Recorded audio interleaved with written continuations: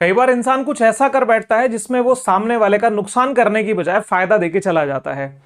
अमेरिकी राष्ट्रपति Donald Trump ने कुछ ऐसा किया है जिससे भारत और चीन के संबंधों में गर्माहट यानी सुधार आने शुरू हो चुके हैं। जिस तरीके से इन्होंने मेक अमेरिका ग्रेट अगेन का नारा दिया और उसको ग्रेट बनाने के चक्कर में कुछ ऐसी पॉलिसीज अख्तियार कर ली जिससे कि उनके साथी तो दूर जाते रहे, लेकिन जो ऐसे देश थे जो आपस में उनके कहीं तनाव थे जिसका फायदा अमेरिका को होता था, अब वो देश अपनी रिलेशंस को सुधारने में लगे हैं जिसका फ्यूचर में अच्छा खासा नुकसान अमेरिका को होने वाला है। क्या कुछ हुआ है, सारी बात करेंगे। नमस्कार, मेरा नाम है नीरज पारिक, आप देख रहे हैं Neeraj Pareek official YouTube channel. यदि फर्स्ट टाइम हमारे साथ में है तो truth, insight and impactful content के लिए विदाउट एनी डिले करें सब्सक्राइब, सो दैट आपको अनफिल्टर्ड और अनबायस कंटेंट राष्ट्र के हित में मिल पाए। तो फिर शुरुआत करते हैं। तो साहब, ये मागा का नारा है, मेक अमेरिका ग्रेट अगेन का नारा अमेरिका पे भारी पड़ता दिख रहा है। हो ये गया कि अमेरिका जिस तरीके से यूक्रेन और रशिया के वॉर को कंट्रोल करने की कोशिश में लगा है, या यूं कहिए कि वो कुछ ऐसी एक्टिविटी शो कर रहा है कि भाई हां, हम शांति दूत हैं, हम शांति चाहते हैं।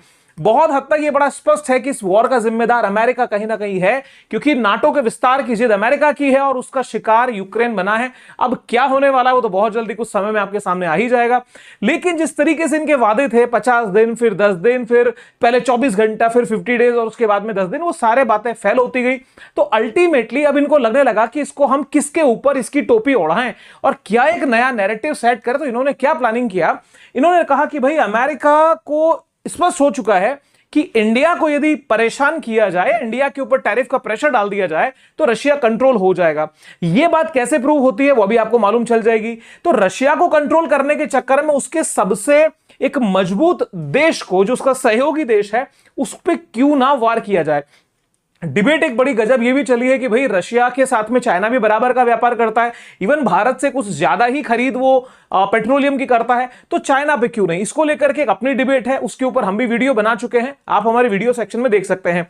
लेकिन इंडिया पे जब इन्होंने तनाव डालना शुरू किया तो उनको ये उम्मीद रही कि भाई शायद रशिया इससे जागेगा।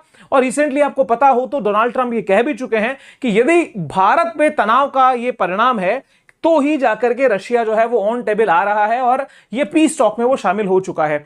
आपकी जानकारी के लिए बता दें कि पहले तो भारत के ऊपर 25% टैरिफ आया था। 25% टैरिफ के बाद में 25% एडिशनल टैरिफ लगा के टोटल 50% टैरिफ भारत के ऊपर यूएस ने इंपोज कर दिया, जो कि 27 अगस्त से रिमेनिंग 25% लागू हो जाएगा।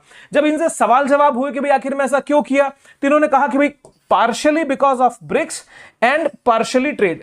कुछ जो है वो ब्रिक्स की वजह से और कुछ व्यापार की वजह से, मतलब भारत व्यापार समझौता नहीं कर रहा, इसलिए दूसरी चीज ब्रिक्स की वजह से, क्योंकि वो ब्रिक्स में जाकर के डॉलर को चुनौती दे रहा है। दूसरी बात, रशिया के साथ में वो ट्रेड कर रहा है। तो सारी चीजें घूम घुमा के दो चीजों पे टिकती है, वो है ट्रेड, कि भैया हमसे व्यापार करो, और दूसरा यहां पे एक पर्सनल इशू भी क्रिएट होता है कि हमें इस तरह से आप स्वीकार कर लो कि हम जो है वो दुनिया के राजा हैं, हम शांति दूत हैं। और शांति दूत भी ना कहें तो कम से कम ये तो कहिए कि यदि हम कहें कि दिन में रात है तो आप रात मान लीजिए, रात में दिन कहे तो दिन मान लीजिए। कुल मिलाकर के हमारी हां में हां मिलाइए तो आपको कोई प्रॉब्लम नहीं होगी। भारत ने यह सब स्वीकार करना उचित नहीं समझा। अभी रिसेंटली क्या हुआ है, ये जिन शख्स को आप देख रहे हैं इनका नाम है Scott Bessent. Scott Bessent America के ट्रेजरी सेक्रेटरी हैं। ट्रेजरी सेक्रेटरी का मतलब हुआ सरल भाषा में वहां के ये वित्त मंत्री के पदभार को संभालते हैं। तो स्कॉट बेसेंट जो कि ट्रेजरी सेक्रेटरी है, इन्होंने एक स्टेटमेंट दिया। इन्होंने कहा कि US wants of additional tariffs on India if Trump Putin piece talk fail. ये बीबीसी ने कवर किया है, कल की न्यूज है ये, कि साहब अगर जो अलास्का में मीटिंग होने जा रही है, इस मीटिंग में पुतिन और ट्रंप के बीच जो वार्ता है, यदि ये सक्सेसफुल नहीं होती है, रशिया इन शर्तों को नहीं मानता है, युद्ध को नहीं रोकता है, तो यहां पे उन्होंने चेतावनी दे दी कि भारत के ऊपर और कड़े टैरिफ लगाए जाएंगे। तो कुल मिलाकर के यहां पर वो एक पुरानी जो फिल्में हुआ करती थी, तिलिस्मी फिल्में, जिसमें जादू दिखाया जाता था कि भाई एक तांत्रिक है, तांत्रिक की आत्मा एक तोते में बसी है, तोता कहीं जंगल में है, तो आदमी वो तांत्रिक है वो अमर है। तो जब उस तोते की गर्दन मरोड़ी जाती है तो तांत्रिक को दर्द होने लगता है, वो बोलता है भाई मुझे कोई बचा ले। तो अमेरिका को ये महसूस होता है कि रशिया को जो कि एक तांत्रिक के रूप में देख लें तो उसका तोता वो भारत को समझता है कि उसकी जान भारत में बसती है, भारत की गर्दन थोड़ी मरोड़ेंगे तो रशिया वहां से अपनी शर्तों के ऊपर मान जाएगा, मतलब अमेरिका के आगे वो सरेंडर कर देगा। एक बहुत बड़ी भूल में ये जी रहे हैं क्योंकि उसके बारे में आज अच्छा खासा जवाब प्रधानमंत्री जी लाल किले से दे चुके हैं। तो कुल मिला के ये स्पष्ट हो गया कि अमेरिका की नीति बड़ी क्लियर है, यदि हमारी हाँ में हाँ होती है तो ठीक है, वरना हम कुछ और स्ट्रॉन्ग टैरिफ जो है वो इंडिया के ऊपर लगा देंगे। देखने वाली बात होगी आगे क्या होता है। लेकिन कुल मिलाकर के अमेरिका का सबसे बड़ा चैलेंज ब्रिक्स बन चुका है। ब्रिक्स के अंदर बहुत सारे जो देश अभी शामिल है, उसमें रशिया को कंट्रोल करने के लिए देखो ब्राजील तो बिल्कुल आउट जा चुका है, ब्राजील कंट्रोल के बाहर है। चाइना के ऊपर कोई तरह का कंट्रोल है नहीं, साउथ अफ्रीका एक हद तक इसके नियंत्रण में हम कह सकते हैं। और भारत के ऊपर ये पूरा जोर लगाए बैठा है, क्योंकि भारत के साथ में कंडीशन सर कुछ और है। भारत में जोर लगाए बैठा है, लेकिन भारत कंट्रोल में आ नहीं रहा। स्पेशली ऑपरेशन सिंदूर के बाद में जो रवैया रहा, उससे भारत बहुत हद तक फ्रंट अमेरिका के खिलाफ हो चुका है। अब ये भाई ऐसे कौन सी बात है जिसकी वजह से भारत भी ज्यादा जोर दे रहा है, आगे इसके बारे में हम बात करेंगे। अब मेरे दोस्तों, ये डेवलप होती हुई दोस्ती अमेरिका के पेट दर्द का बहुत बड़ा कारण है। अब यहां क्या हुआ है कि अमेरिका ने जैसे जैसे निर्णय लिए, स्पेशली भारत के खिलाफ, तो भारत और चीन की जो नजदीकियां हैं, क्योंकि चीन तो ऑलरेडी अमेरिका को एक तरह से जितनी गहरी संबंध कभी रहे नहीं, और अमेरिका के अगेंस्ट का एक ठप्पा चीन पे लगा हुआ है। लेकिन जैसे ही भारत के वो खिलाफ बयानबाजी हुई, तो चीन ने भारत के पक्ष में कुछ हद तक के बयान दिए, जिससे कि दोनों के संबंधों में एक सुगबुगाहट शुरुआत हुई कि यहां कुछ पॉजिटिव हो सकता है। और ये बहुत अच्छी शुरुआत है, क्योंकि आरआईसी का डेवलप होना, रशिया इंडिया चाइना का ये जो एक ट्रॉइका यदि डेवलप होता है, वो ब्रिक्स को मजबूत करेगा और इनडायरेक्टली वो इंडिया को तो सपोर्ट करेगा ही करेगा, अमेरिका की हेजेमनी को चैलेंज करने वाला है। तो जिस तरीके से भारत और चीन के संबंध बढ़ रहे हैं, भारत चीन के संबंधों के अंदर जिसको हम कहते हैं सुधारात्मक रवैया हो रहा है, बढ़ रहा है, तो उसके पीछे ये तो निश्चित है कि रशिया की एक अपनी भूमिका है। बिना रशिया की भूमिका के इन दोनों देशों के संबंधों की मध्यस्थता या दोनों के संबंधों की बेहतरी बिना मध्यस्थता के संभव नहीं थी, क्योंकि अविश्वास की भावना दोनों ही पक्षों में गहरी है। भारत के साथ में जो स्थितियां इतिहास में हुई हैं, भारत उन सब चीजों से अवेयर है और फूक फूक के कदम बढ़ रहा है। लेकिन रशिया की मध्यस्थता एक विश्वास पैदा करती है और बैलेंस भी बनाने की निश्चित रूप से वो बैलेंस भी बनाती है। यहां पे बात हम करेंगे तो ये है जू फेइहंग। जू फेइहंग भारत में चीन के राजदूत हैं। कुछ समय पहले से ही इनके सकारात्मक बयान आरआईसी को लेकर आने शुरू हो गए थे। इनका फोकस ये रहा कि भाई भारत और चीन के संबंध ठीक होने चाहिए, बिकॉज इतिहास बहुत लंबा रहा है और तो वहां पे जो तनाव के पल हैं वो बहुत छोटे हैं। बाकी समय दोनों ही सिविलाइजेशंस कह लीजिए, दोनों देशों के बीच में संबंध ठीक रहे। तो ये आरआईसी का ट्रॉइका जो है ये ठीक डेवलप हो, तो चाइना की प्रयास शुरू से थे। रिसेंटली एससीओ को लेकर भी भारत के विदेश मंत्री का चीन जाना हुआ, भारत के जो राष्ट्रीय सुरक्षा सलाहकार हैं जी डोवाल साहब, उनका चीन जाना हुआ। उसके साथ में भी प्रधानमंत्री जी का भी एससीओ समिट में जाना लगभग कंफर्म है।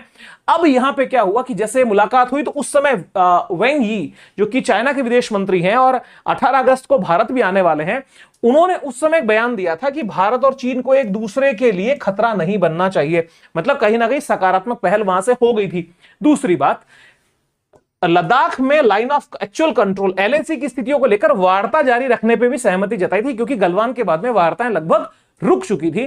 तो जो गलवान के समय में या कोविड के बाद में जो गलवान जो वो पूरा दौर था, उसके समय जमी हुई बर्फ पिघलना शुरू हो चुकी है और उसको आंच देने का या गर्मी देने का काम जो है वो अमेरिका ने अच्छी तरीके से कर दिया है।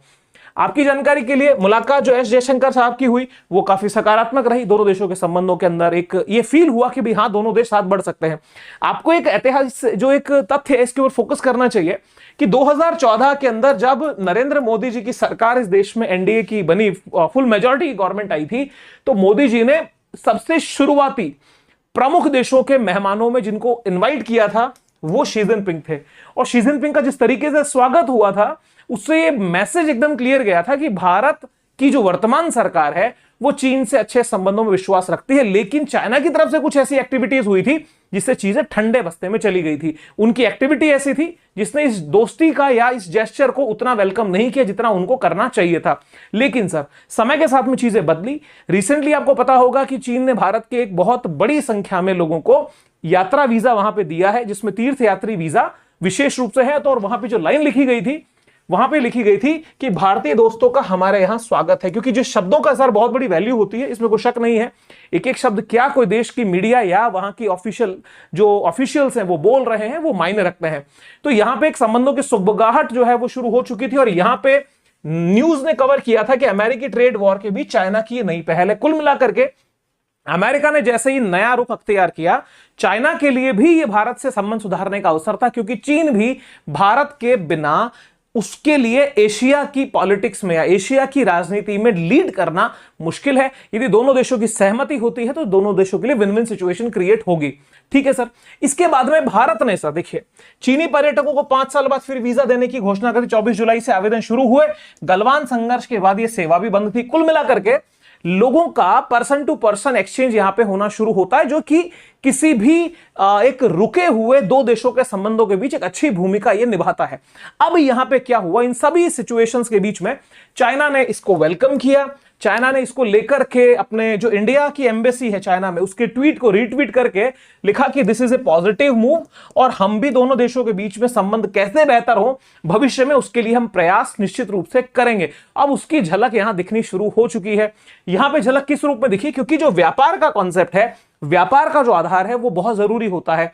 भारत के कॉन्टेक्स्ट में देखा जाए, भारत चीन का व्यापार देखा जाए आंकड़ों में तो बहुत बड़ा है, लेकिन यदि बैलेंस ऑफ ट्रेड के कॉन्सेप्ट पे आप देखेंगे, व्यापार संतुलन की स्थिति में देखेंगे, तो वो भारत के लिए घाटे का सौदा है। घाटे का सौदा इस संदर्भ में है कि भारत का आयात जो है वो चीन से बहुत ज्यादा है और चीन की तरफ, चीन के को जाने वाला यानी हमारा जो एक्सपोर्ट है वो कंपैरेटिवली काफी कम है। तो अब इस स्थिति को सुधारने के लिए भी तो संबंधों का ठीक होना जरूरी है। तो शायद ये एक शुरुआत भारत को उस पक्ष में लेके जाएगी। देखते हैं सर आगे इसमें क्या चीजें और छुपी हुई है। यदि इन दोनों देशों के संबंधों में किसी प्रकार की सुधारात्मक कदम बढ़ते हैं तो यह अमेरिका के लिए एक चुनौतीपूर्ण होगा। अमेरिका के लिए चुनौतीपूर्ण इसलिए होगा क्योंकि अमेरिका चीन को अपनी एक बड़ी चुनौती के रूप में स्वीकार करता है, क्योंकि आज के टाइम में चीन एक ऐसा प्लेयर बन चुका है ग्लोबल इकोनॉमी का, क्योंकि उसको कंट्रोल करना या उसको दबा के चलना पॉसिबल नहीं है। तो यदि चीन की ताकत बढ़ती है तो अमेरिका के ताकत के घटने के संकेत है, और अमेरिका की भी ताकत बढ़ती है, देशों का सहयोग बढ़ता है, तो वो इनडायरेक्टली चीन और रशिया को कंट्रोल करेगा। लेकिन यहां पे अमेरिका से जो मेक अमेरिका ग्रेट होता हुआ मेक अमेरिका अलोन हो रहा है, तो वो अमेरिका के लिए परेशानी का कारण है और भारत का चीन से जुड़ना तो ज्यादा तकलीफदेह उसके लिए हो जाएगा। उसके पीछे फैक्टर ये है कि अमेरिका की ग्लोबल हेजेमनी का जो सपना है उसका कि दुनिया मेरी और मैं इस दुनिया का ये मोगेम्बो बनना चाहता है, वो बन नहीं पा रहा, क्योंकि उसके लिए इसने अलग अलग जो जोन बांटे हैं जहां पे अपने आप को एक तरह से अपने पैर को फंसा के रखना चाहता है। उस तरह से यदि इंडो पैसिफिक रीजन में आप देखेंगे तो इंडो पैसिफिक रीजन में चाइना को कंट्रोल करने के लिए इसने क्वाड बनाया, और क्वाड के अंदर जो एक मेजर जो एक बड़ा राष्ट्र जो उसका सहयोगी बना वो इंडिया बना। अब यहां से यदि क्वाड में से इंडिया की स्थिति कमजोर होती है, कमजोर का मतलब है कि वहां से भले इंडिया ना निकले, ऑफिशियली डिक्लेयर ना करे, लेकिन यदि चाइना से रिलेशन वो बढ़ाना शुरू कर देता है तो क्वाड की जो आत्मा है वही कमजोर हो जाएगी। अब जब क्वाड की आत्मा ही कमजोर हो जाएगी तो क्वाड की आत्मा से मरेगा कौन? अमेरिका। तो अमेरिका के लिए सबसे बड़े स्ट्रेस का ये मेरे दोस्तों काम है, क्योंकि ऑस्ट्रेलिया भी चीन से संबंध डेवलप करना चाह रहा है, जापान भी करना चाह रहा है, और इंडिया के रिलेशन भी ठीक हो रहे हैं। ये ना सिर्फ भारत चाहता है बल्कि चीन भी चाहता है, क्योंकि इससे अमेरिका सीधा सीधा टैकल हो जाएगा। अब यहां से टैकल होता है तो यहां बैठे हुए रशिया, चाइना और इंडिया यानी RIC की मजबूती निश्चित रूप से होने वाली है। अब यहां पे जो ये ट्रॉइका है, ये ट्रॉइका तो चैलेंज हो ही चुका है। अब मेरे दोस्तों जो तस्वीर आप देख रहे हैं ये श्री रणधीर जायसवाल हैं, भारतीय विदेश मंत्रालय के प्रवक्ता हैं। आपने कल एक प्रेस ब्रीफिंग की और इन दिनों में बड़े ही एग्रेसिवली फ्रंट फुट पे बैटिंग कर रहे हैं और डिफेंसिव मोड में नहीं है, अटैकिंग मोड में है। बिकॉज एक प्रवक्ता होने के नाते इनका जो मूल काम है वो सरकार के नजरिए को पेश करना है। अगर ये कोई बात कह रहे हैं जिसमें गोलमोल बात हो रही है, खुल के नहीं कह पा रहे हैं, तो वो सरकार की ही तरीका है, सरकार का ही नजरिया है। और यदि कहीं पे ये फ्रंट फुट पे आ चुके हैं और खुल के बातें बोल रहे हैं तो भी वो सरकार का ही नजरिया है, इनके निजी विचार तो नहीं हो सकते। तो साहब अभी फ्रंट फुट पे खेल रहे हैं, मतलब गवर्नमेंट जो है वो बड़ी वोकल हो चुकी है और क्लियर कट बातें सामने रख रही है, जैसा कि चीन के विदेशी मंत्रालय के प्रवक्ता भी सामने रखते हैं। रणधीर जायसवाल साहब से इस बारे में सवाल जब हुआ कि भाई चीन से आपके क्या संबंधों के बारे में विचार हैं, तो ANI ने सर इसको कवर किया 14 अगस्त 2025 रात को 22:34। ठीक है सर, यानी रात को 10:34 की खबर है। India China in talks to resume border trade through all designated passes, ministry of external affair. कहने का मतलब जो रोड ट्रांसपोर्टेशन भारत और चीन के बीच का देखा जाए, जहां से व्यापार संबंध विकसित होते हैं, तो रोड ट्रांसपोर्टेशन के अंदर बीच में एक हिमालय का ज्योग्राफिकल आप देखेंगे तो हिमालय का एक बड़ा व्यवधान है। उसके बीच में जाने के रास्ते कुछ निश्चित नेचुरल पासेस हैं, कुछ दर्रे हैं। उन दर्रों को डेजिग्नेटेड यानी पहले से तय किया इन दर्रों से हमारा मूल व्यापार होगा, वो गलवान के बाद से मेरे दोस्तों स्थगित हैं, वहां से व्यापार नहीं हो रहा है। तो दोनों देशों ने कहा है कि हम इसके ऊपर बातचीत कर रहे हैं कि इसको फिर से रीओपन किया जाए। थोड़ा न्यूज पे गौर फरमाएंगे तो चीजें और क्लियर हो जाएंगी। सर यहां लिखा है India and China have resumed talks on border trade through all designated trade points after 5 year hiatus। यानी 5 वर्षों की जो देरी है उसके बाद में व्यापार चर्चा शुरू हो रही है। The Ministry of External Affairs on Thursday said that both countries are working। कौन कह रहा है? ऑफिशियली इंडियन गवर्नमेंट कह रही है। तो यहां पे ऐसा नहीं हो सकता कि चाइना के बिना वो इन्वॉल्व ही नहीं है और हम मर्जी से कह दें। इसका मतलब दोनों देश साथ में आगे बढ़ रहे हैं to facilitate the resumption of trade through designated point, specifically Lipulekh pass in Uttarakhand, यानी उत्तराखंड के लिपुलेख दर्रे से, Shipkila pass in Himachal Pradesh and Nathula pass in Sikkim. मेरे साथियों, ये 3 पॉइंट्स हैं जिनके ऊपर विचार कर रहे हैं कि इन ट्रेड जो पासेस बंद हैं यहां से वापस आवाजाही ट्रकों की शुरू हो, जिससे कि एक विश्वास कायम हो। आप एक ज्योग्राफिकल लोकेशन में देखें मेरे दोस्तों, तो ये आपका हो गया जम्मू कश्मीर, ये है हिमाचल, ये है उत्तराखंड और ये है आपका सिक्किम। ठीक है सर। तो यहां पे उत्तराखंड का आपके जो पास आया वो लिपुलेख आया। लिपुलेख की लोकेशन है ये, जो कि नेपाल बॉर्डर, नेपाल, चाइना और इंडिया के ट्राई जंक्शन के नजदीक है। हिमाचल प्रदेश का शिपकिला की लोकेशन है ये, और यहां पे नाथुला दर्रा, ये ऊपरी हिस्से के अंदर आप देख सकते हैं, जो कि सिक्किम में पड़ता है। इन 3 हिस्सों से, इन 3 पासे से व्यापार को फिर से शुरू करने की बात है। तो सवाल यह है कि क्या इसको शुरू करने से कोई आर्थिक लाभ होगा या सिर्फ ये संकेत है? थोड़ा समझना पड़ेगा, क्योंकि बहुत सारी ऐसी एक्टिविटीज होती हैं कि भी उसको करने से क्या कोई मॉनेटरी गेन होगा। हम अक्सर बोला करते हैं कि फॉरेन रिलेशंस या इंटरनेशनल रिलेशंस में हर पक्ष को आर्थिक नजरिए से नहीं देखा जा सकता। क्यों नहीं देखा जा सकता? न्यूज को उसको स्पष्ट किया गया कि सारी घटना बता दी भी, कब कब ये रुका, किस तरीके से रुका, चर्चा यहां पे की हुई है। मेन बात ये लिखी है कि भारत और चीन दोनों देशों के बीच सीधी उड़ानें फिर से शुरू करने पर भी चर्चा कर रहे हैं, यानी जो आपका एयरलाइंस उसके थ्रू भी काम होगा। आगे देखिए, जो सीमा के ऊपर हम बात कर रहे हैं, जो कि ट्रेड वाली बात है, हालांकि सीमा व्यापार का आर्थिक मूल्य अपेक्षाकृत कम है, ठीक है, इकोनॉमिक गेन कम है, कोई इसमें डाउट नहीं है, फिर भी इसकी बहाली सीमा पर तनाव कम करने के लिए एक विश्वास निर्माण उपाय के रूप में काम करेगी। यानी it would be a confidence building major.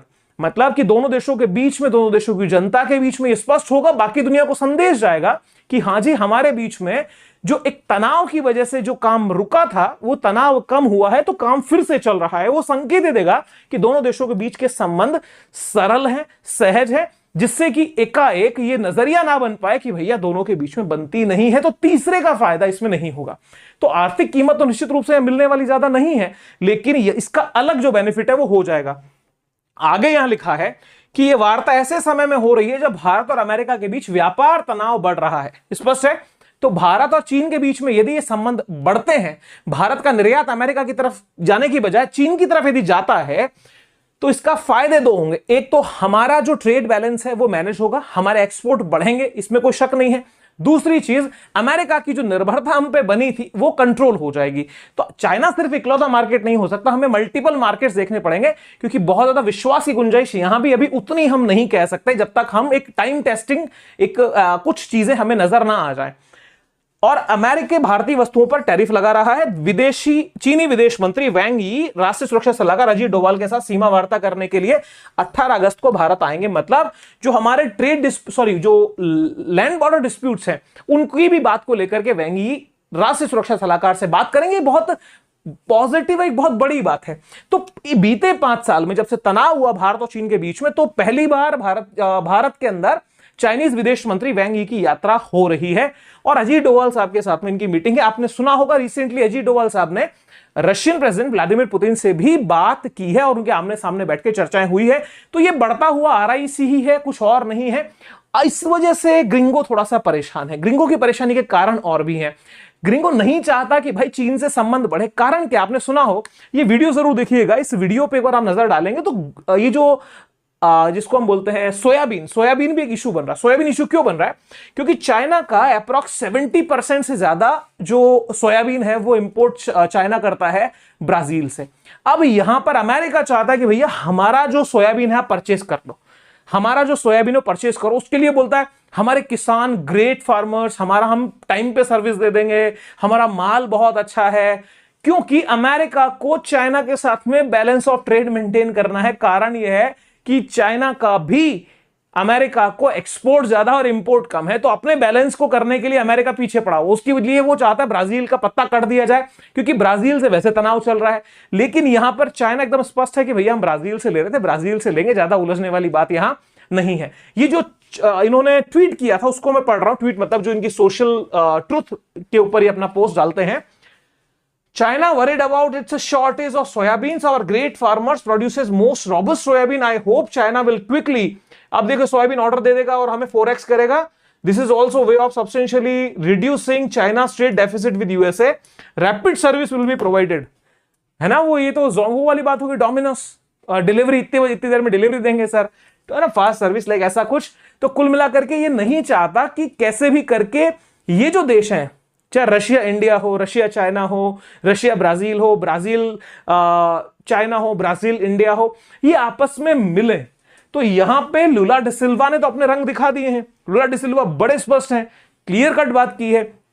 China की अपनी पॉलिसीज बड़ी स्पष्ट है, और आज लाल किले की प्राचीर से प्रधानमंत्री जी ने भी बड़े स्पष्ट संदेश दे दिए हैं, जो कि आत्मनिर्भरता की ओर संकेत करता है। आत्मनिर्भरता का सीधा सरल मतलब क्या है कि सेमीकंडक्टर्स में हम आगे जाएंगे, हम यहां पे अपना स्पेस स्टेशन क्यों नहीं बनाते। इसके साथ में मेक इन इंडिया को हार्डकोर बनाने के यहां प्रयास है कि भाई छोटी छोटी चीजों पे आज प्रधानमंत्री जी ने एक बात कही है कि जिस रेयर अर्थ मिनरल के पीछे हम परेशान हुए हैं, भारत के अंदर लगभग 1200 जगह 1200 पॉइंट्स पे उसको ढूंढ के या उसके लिए प्रोसेस शुरू हो चुका है। तो आप देखिएगा परिवर्तन बहुत जल्दी आएंगे। तो कुल मिलाकर के देखिए ये सारी दबाव की पॉलिटिक्स है, दबाव के परिणाम है, वरना हो सकता है हम समय के साथ में चीजों को कर रहे होते। आज जो स्थितियां ट्रंप की वजह से बनी, उस ट्रंप ने एक जो बहुत अवेटेड, मतलब मेरे नजरिए से बहुत अवेटेड है कि ये आरआईसी की ट्रॉइका है, या भारत को एक अपने आत्मनिर्भरता की तरफ बढ़ने वाली बात है, या तो अमेरिका पर निर्भरता को घटाने वाली बात है, या रशिया चाइना के साथ में संबंधों को ठीक करने वाली बात है। तो ये अपने आप नहीं हुई है, ये उस दबाव का परिणाम है, और दबाव ने अमेरिका का हित किया या नहीं किया, भारत का हित निश्चित रूप से लॉन्ग टर्म में कर देगा। आपका क्या नजरिया है? कमेंट बॉक्स ओपन है, कमेंट करके जरूर बताइए कि क्या वाकई में ये ट्रंप ने जो प्रयास किए उसका उल्टा असर उसके ऊपर पड़ के सीधा असर भारत, रशिया और चाइना पे पड़ गया। क्योंकि आरआईसी की मजबूती ब्रिक्स को मजबूत करेगी, और ब्रिक्स की मजबूती दुनिया को एक ऐसा प्लेटफॉर्म देगी जहां पे वो अपने हितों को बरकरार रखते हुए ग्लोबल पॉलिटिक्स में आगे बढ़ सकते हैं। क्योंकि वेस्टर्न पार्ट में चाहे फिर वो G7 हो, चाहे फिर वो नाटो हो, EU हो, या फिर उन सबका करता धरता USA, वो सब अपने निजी लालच में जीते हैं, और पूंजीवाद कभी किसी का सगा नहीं हुआ। आपके विचार कमेंट बॉक्स ओपन है। सेशन कैसा लगा, प्रेजेंटेशन यदि अच्छा लगा तो हमारा उत्साह बढ़ा सकते हैं, कमेंट करके आप हमें भी आशीर्वाद दे सकते हैं। और यदि आपको लगता है भाई हाँ सुनना चाहिए, ठीक बोलता है, अच्छी बात बोलता है, तो सपोर्ट करने के लिए सब्सक्राइब बटन दबाइए और इस फास्ट ग्रोइंग फैमिली का हिस्सा बन जाइए। फिर मिलूंगा किसी और वीडियो में। Wish you very happy learning. Thank you very much. जय हिंद, बाय बाय।